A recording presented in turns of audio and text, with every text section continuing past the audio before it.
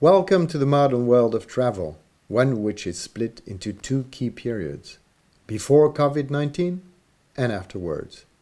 Never since the creation of duty-free in 1947 has such an event been so global, so massive, threatening our health, destroying our industries, and challenging our economies worldwide. Planes stopped flying, travelers were kept in lockdown, not just here in Valencia, Spain, but all around the world.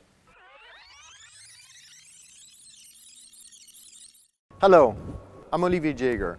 I'm the CEO of ForwardKeys, a leading travel analytics company that have been guiding the travel retail sector since 2010 by sharing the latest data on nationality mixes, passenger profiles, flight data, and now China travel spend.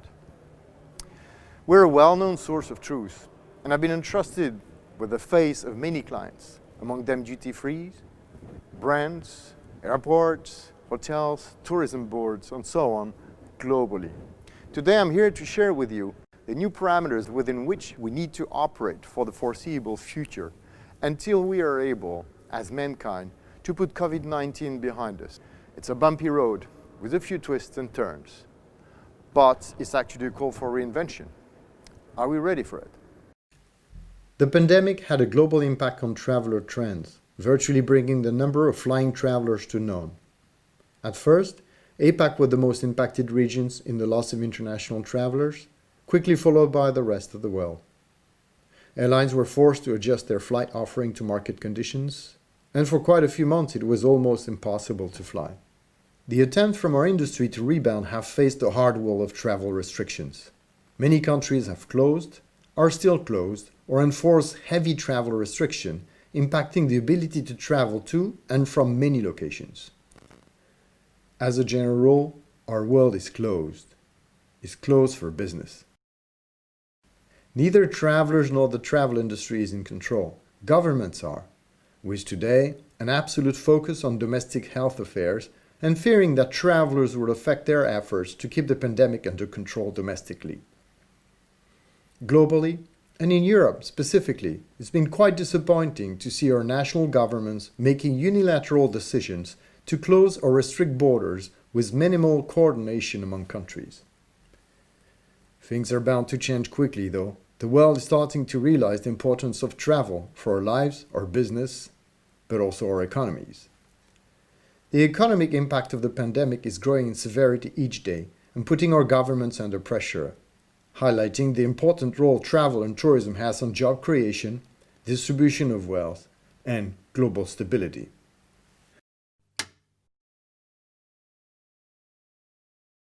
The Northern Hemisphere summer saw shoots of hope and potential recovery popping up in Southern Europe, China, and Vietnam.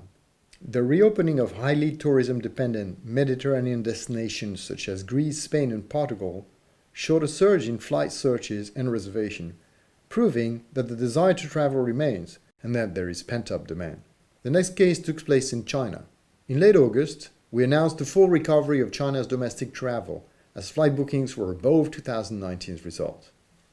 Good news for the duty-free business, Hainan is acting like a shopper magnet, attracting plus 31% of Chinese travelers for this golden weeks versus last year. Closed borders force travelers to stay within their countries, promoting staycations and leading international travel to become the shadow of domestic travel. If the fast rebound of domestic travel is a good news for airlines and airports, it's not allowing for the global distribution of wealth that international tourism facilitates, nor does it allow the duty-free business to resume operation. In some countries, the quick rebound of domestic travel is also frustrated.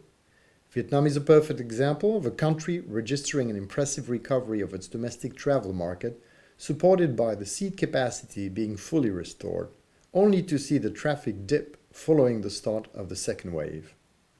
Given the lack of clarity on travel restrictions, travelers keen to travel are opting for a secure solution, searching much more this year for domestic destination over international ones, as seen here is an example of flight searches within the APAC region, compared year on year.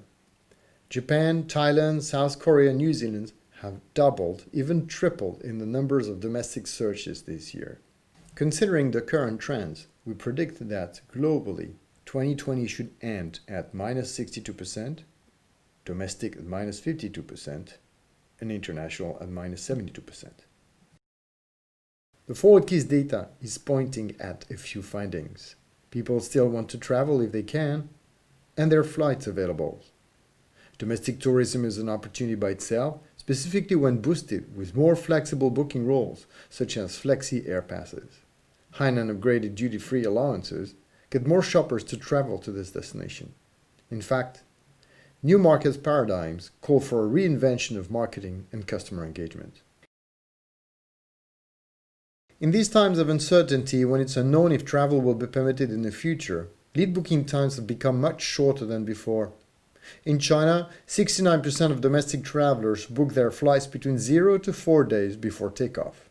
And for reservations made in Europe and North America for the Caribbean, the lead times have halved. This trend is becoming more widespread as on-off travel restrictions are made.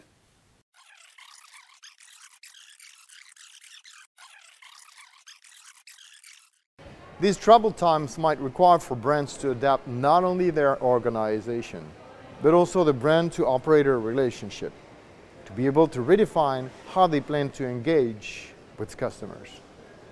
And today, luxury brands are largely dependent on Chinese buyers that are currently not traveling outside of mainland.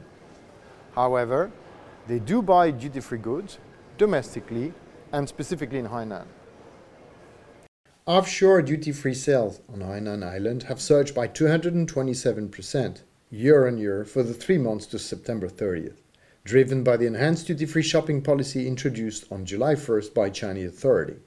At ForwardKeys, we obviously monitor domestic travelers' trend to Hainan, and our Chinese shopper tracker helps to profile duty-free shoppers with fresh data, segmenting the key profiles and origin city. It is crucial, in fact, to understand what to expect from shoppers and how to maximize business opportunities in such key locations. The new staycation trend is completely rewriting the traveler mix in airport terminals. Take what happened at Paris Charles de Gaulle this summer as an example. The share of Terminal T2F jumped from 29% last year to 44% this year due to the shift in travelers flying within France or in the region. And the nationality mix has also been massively impacted, possibly offering new opportunities. The same logic applies to all key airports, and this should raise quite a few alarming questions. Is my distribution still relevant? Who can I engage with now in my key doors? Is my product range still the right one? What are the new travel corridors for some specific nationalities? Where are the business travelers and the leisure travelers? The power of data is obviously to help marketers answer each of these questions and beyond, so that brands can make the right decision in near real time.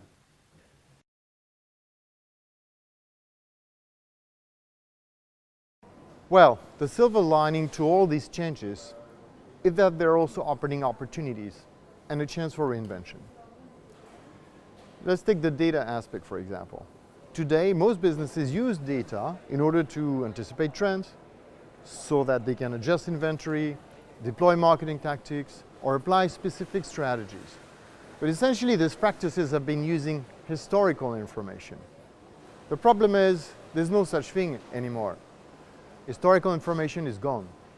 In the months and years to come, we'll have to operate without this historical data and rely on new type of data, much connected to immediate demand. It can be searches, can be booking patterns, can be forecasts, but that historical component of that projections into the future is actually gone. Based on the existing tickets we have in our database, we estimate that Q4 2020 will see a drop of 71% in travel, with international travel more affected to minus 81%, and domestic travel be less impacted at minus 58%. International flights from APAC to the rest of the world are not expected to recover until 2021. It is still difficult to assess how travel could resume from those countries that are severely impacted by COVID, such as the USA, France, or Spain, and those that managed to shield themselves from the pandemic or managed to get it under control, such as China or New Zealand. Until the travel restrictions are lifted, or at least clarified, ticketing for international markets will remain very weak. And those international travels will mostly be regional ones, long-haul traffic being marginal at this point. And Chinese travelers, well, they will keep flying and shopping within China and not outside, at least not before mid-2021, and when the Chinese government will allow. Travel retailers must litigate the challenges and focus on new opportunities that these new market conditions will offer along the way, and rely on data to make the best decisions. I'd like to thank you for your time today, and I hope that my team and I were able to shed some light on where our industry is going. I would also like to thank our host for the day, the International Airport of Valencia. I'd like to address a sincere good luck to all of you during this difficult time. And I really want to encourage you to reach out if you have to make tough decisions or you need for data so that you can make those decisions.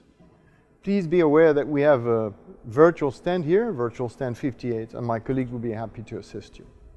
Once again, good luck and thank you.